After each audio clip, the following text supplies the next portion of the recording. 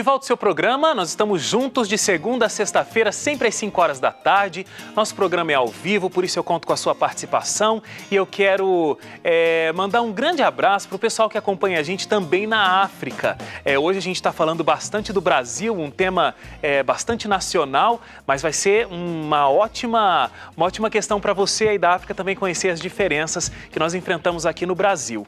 Um abraço muito especial, inclusive, para Angola, né, que é a nossa grande concentração de audiência. Vocês estão acompanhando o seu programa aí à noite. Boa noite para vocês e muito obrigado pela audiência. Então, estava falando que a gente está de segunda a sexta às 5 horas da tarde. Um abraço para quem acompanha a gente na madrugada, às 2 da manhã e também para quem acompanha a nossa reprise ao meio-dia. Estamos sempre juntos de segunda a sexta-feira. Hoje é terça, é dia de falar de tecnologia. Samela Carvalho está com a gente toda terça-feira. Hoje está aqui mais uma vez. Boa tarde, Samela. Boa tarde, Wagner. Boa tarde para você que está assistindo a gente mais uma vez.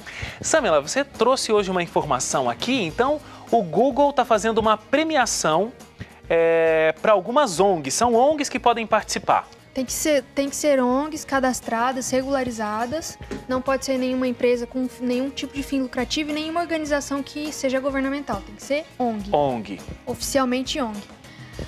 Esse projeto do Google chegou no Brasil. Não é a primeira vez que ele acontece no Brasil. E o Google já fez isso em outros países também. O projeto é o seguinte: a ONG tem que tem que cadastrar uma ideia que tenha um impacto social, que use a tecnologia para ter algum tipo de impacto social.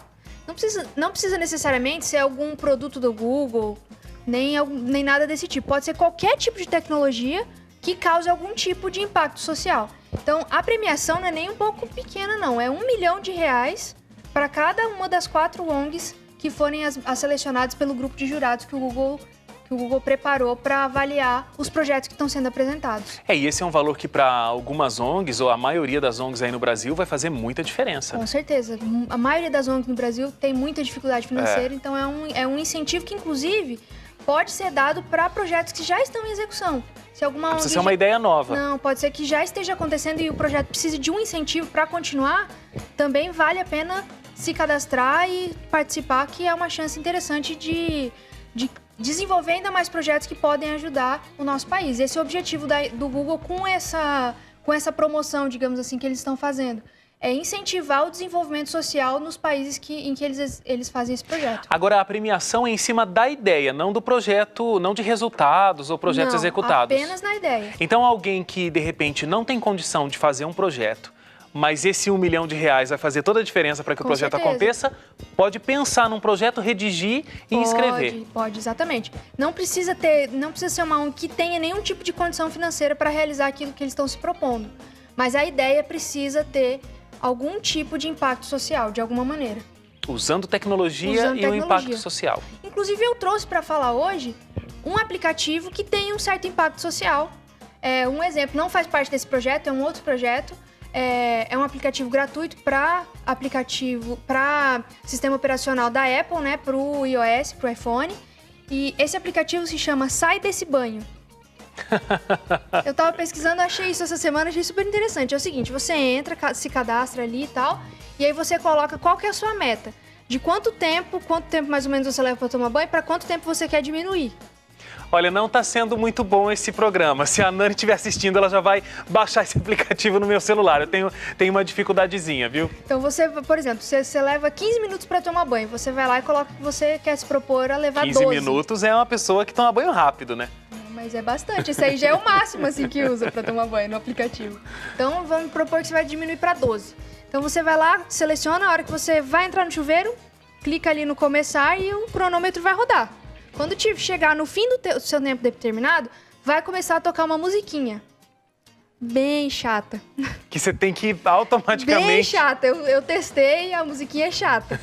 Então você não tem outra opção, senão desligar o chuveiro, sair, desligar e ir embora. E além disso, você vai cadastrando, vai ficando registrado ali no seu histórico. O seu score. Exatamente, quanto tempo você leva. E você pode pegar a sua conta de luz e colocar ali também, que ele vai te dizer quanto você está gastando em dinheiro com esse consumo que você está tendo. Além de economizar água, você também pode economizar dinheiro. Muito legal esse aplicativo.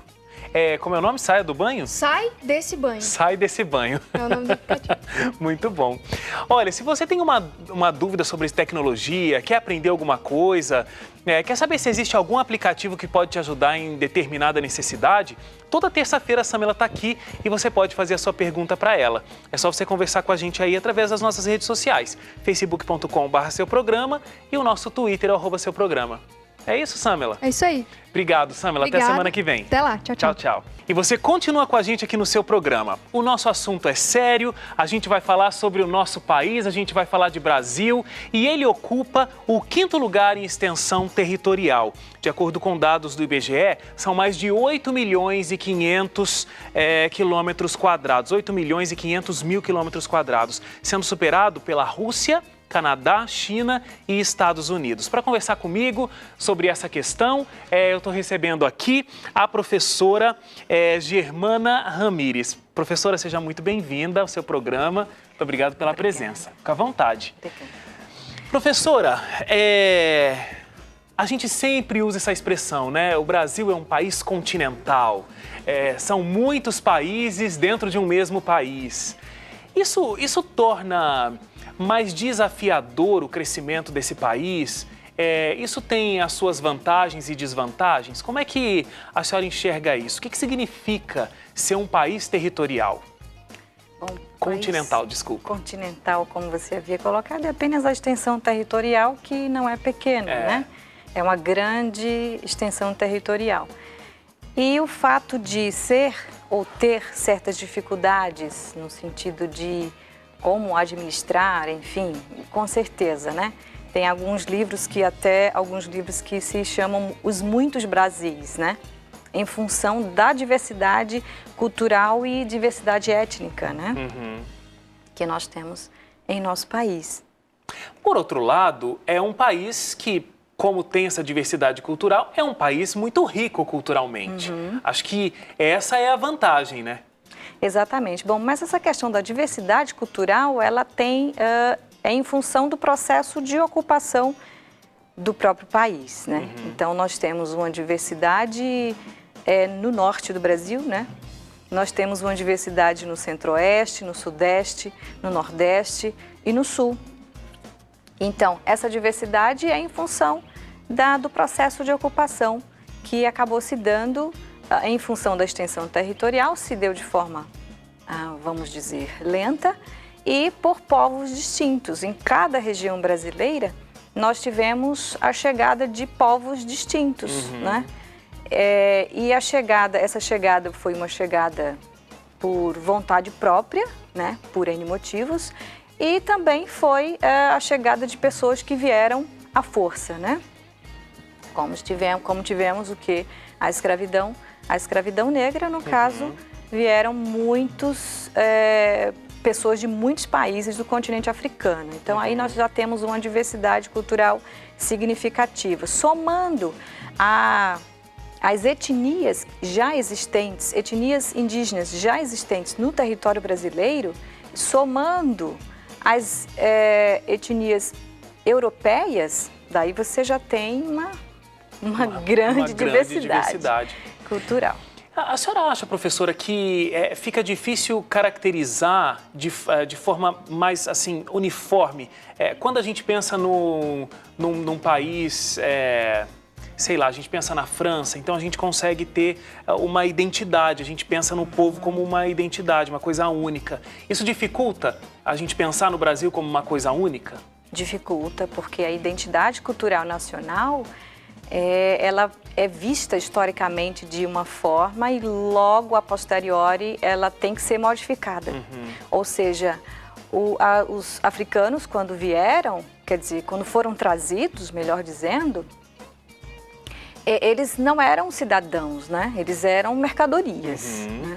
Era entendido como mercadoria. Então, ele passa século XIX, imediatamente por uma brusca mudança de mercadoria para cidadão, e ele, quando ele entra na sociedade, ele é, digamos assim, empurrado para a sociedade e ele se sente, digamos, sem identidade, porque ele tinha um status social e ele passa a ter um outro status social. E é interessante, não é muito o nosso assunto agora, mas só tocando nisso, como essas questões de ocupação do território e resquícios históricos, elas se arrastam gerações e gerações. Porque o que o negro sofre hoje ainda de preconceito no Brasil, ainda é algo que faz parte dessa memória histórica, né?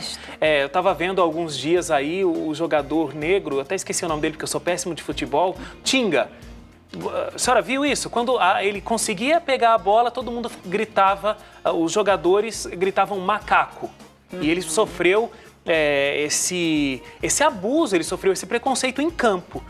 Então, assim, a gente muitas vezes fala, preconceito é uma coisa que acabou, hoje em dia as pessoas são muito mais livres, mas existe ainda um forte preconceito. E como é difícil da gente se livrar dessas tradições, né? Exatamente. Então, o preconceito, ele está atrelado à questão da diversidade cultural, né? Por quê? Porque o ser humano, de uma forma geral, busca uma identidade.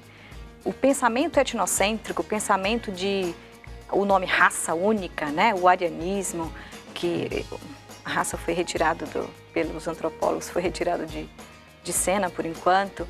A professora até estava me explicando na hora do intervalo, hoje em dia as pessoas não usam mais a palavra raça, usam a palavra etnia. Isso. Então nós temos o quê? Essa diversidade atrelado ao preconceito, né? Também. Por buscar essa identidade única. Então, nós temos, além eu falei Europa, até Europa, né? Falei continente africano e o continente europeu. Mas nós também tivemos a chegada de japoneses, enfim. Nós tivemos... É uma mistura é uma miscigenação significativa.